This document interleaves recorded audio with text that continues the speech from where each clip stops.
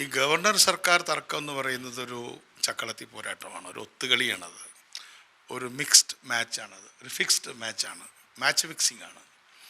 അവർ ഇടയ്ക്ക് ഒന്നാവും, ഇടയ്ക്ക് വേറിട്ട് നിന്ന് കളിക്കും. ഇത് വെറും ഒരു തട്ടിപ്പാണ്.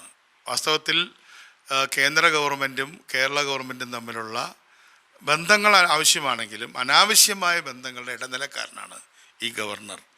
പക്ഷെ ഞങ്ങൾ അങ്ങനെയൊന്നുമല്ല. ഈ ഗവർണർക്ക് ഭയങ്കര എതിരാണ്, BJPയുടെ ഗവൺമെൻറ്റിനെതിരാണെന്ന് വരുത്തി തീർക്കാനുള്ള വെറും നാട്യങ്ങൾ മാത്രമാണ് ഈ കുട്ടികളെ മുന്നിൽ നിർത്തിയിട്ടുള്ള ഈ സമരം. അതിൽ ഇപ്പോൾ ഭാരതാംബയാണല്ലോ ഇപ്പോഴത്തെ പ്രശ്നം. ഈ ഭാരതാംബ എന്തിനാണ് രാജ്ഭവനിൽ വെച്ചത്? ഞങ്ങളതിനോട് യോജിക്കുന്നില്ല, ശക്തമായി എതിരാണ്. പക്ഷേ ഈ ഭാരതാംബയെ കാണാൻ എന്തിനാണ് ഈ മന്ത്രിമാർ ക്യൂ നിന്ന് അങ്ങോട്ട് പോയത് എന്ന ചോദ്യത്തിന് ഉത്തരവുണ്ടോ? ഇവരെന്തും രാജ്ഭവനിൽ പോയി? രാജ്ഭവനിൽ സത്യപ്രതിജ്ഞ ചെയ്യാനുള്ള സ്ഥലമാണ് രാജ്ഭവൻ, അല്ലെങ്കിൽ രാജി കൊടുക്കാനും പോവാം. വേറെ രാജ്ഭവനിൽ പോകേണ്ട കാര്യമില്ല. പിന്നെ സ്വാതന്ത്ര്യദിനത്തിനൊരു ചായ സൽക്കാരമുണ്ടോ, അതിനും പോവാം. അതല്ലാതെ ഇവരെന്തിനാണ് രാജ്ഭവനിലേക്ക് ഇങ്ങനെ പോയിക്കൊണ്ടിരിക്കുന്നത്?